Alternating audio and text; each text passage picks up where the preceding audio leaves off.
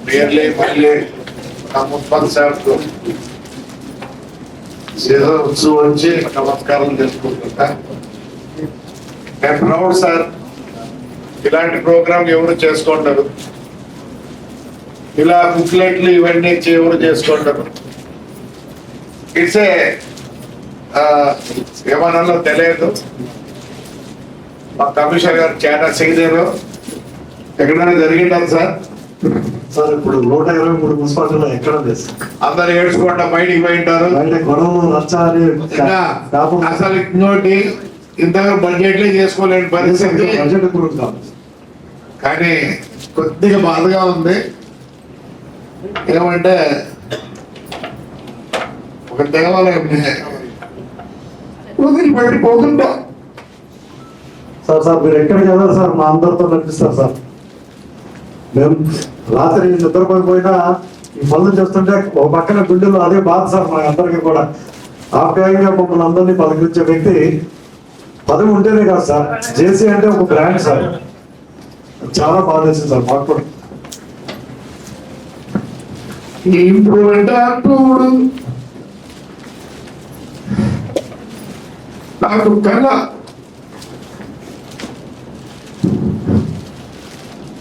అవన్నీ నెరవేరాలని కోరుకుంటున్నా దేవుడి ఆశీస్సులు ఈ ఊరికి రెడీగా ఉన్నాయి ప్రతి ఒక్కరు కష్టపడండి మీకు తెలియదు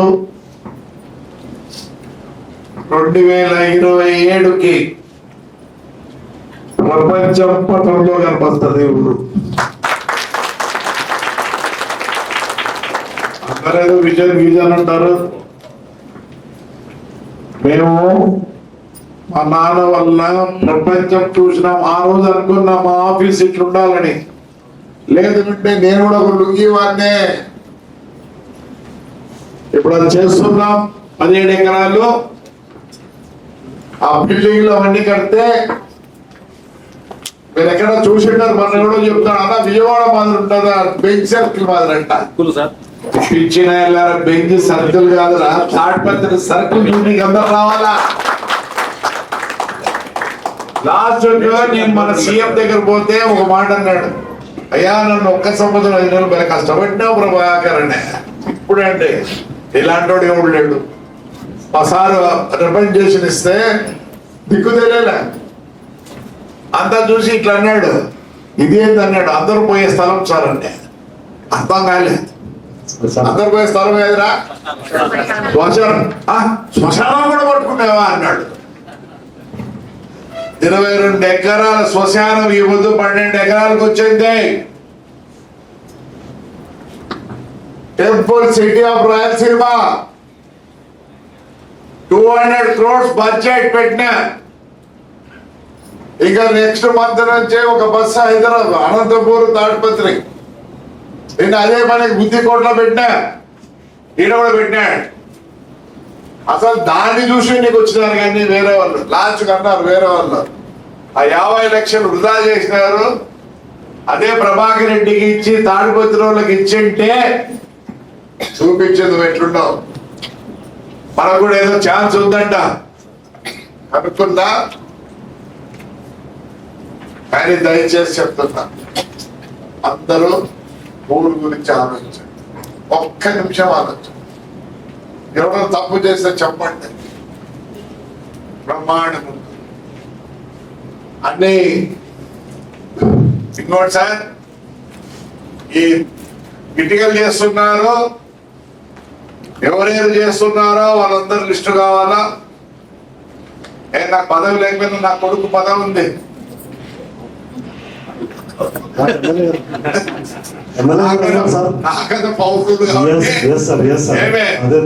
నాకు తెలియదు పండగ అయితేనే ఇటుకలు చేసే వాళ్ళందరినీ రమ్మనాల ఇసుక ఊరికే తోలుకుంటున్నారు నేను మున్సిపాలిటీకి ఎలక్ట్రికల్ బండ్లు తేవాలన్నా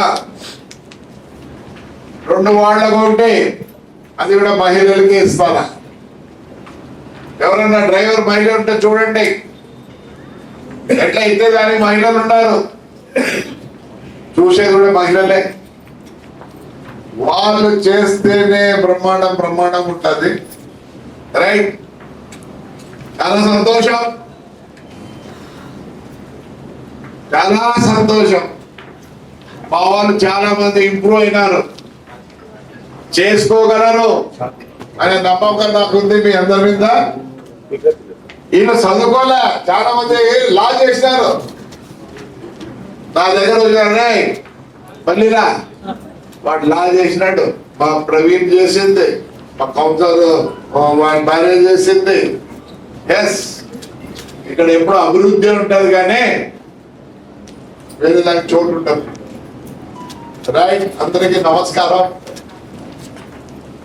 ఏమే మంచోడిని మంచి వ్యక్తుల్ని ఎన్నుకోండి ఈసారికి. ఎందుకంటే 12,000 ఇచ్చి నిలబడాల్సిన పరిస్థితి నాకు లేదు, వయసు కూడా అయిపోయింది. మీకు డబ్బులే కావాలంటే డబ్బులు ఇచ్చిన పెళ్లి చేసుకోండి, లేదా అభివృద్ధి కావాలంటే నేను పెట్టిన క్యాండిడేట్లు గెలిపేయండి, అంతే, వేరే ఉండదు. దాని గురించి ఎక్కువ ప్రస్తావన చేయాలి తెలుసుకోవాలా. ఏమి అర్థమైందా? అది మీ ఇష్టం. ప్రజలుగా ఉపయోగపుతాను, ప్రజలే నిర్ణయించుకుంటారు. మీకు ముందుకు పోవాలనుకున్న తాడిపత్రి అంటే చేసే వాళ్ళు పెట్టిన వాళ్ళని గెలిపించుకోండి.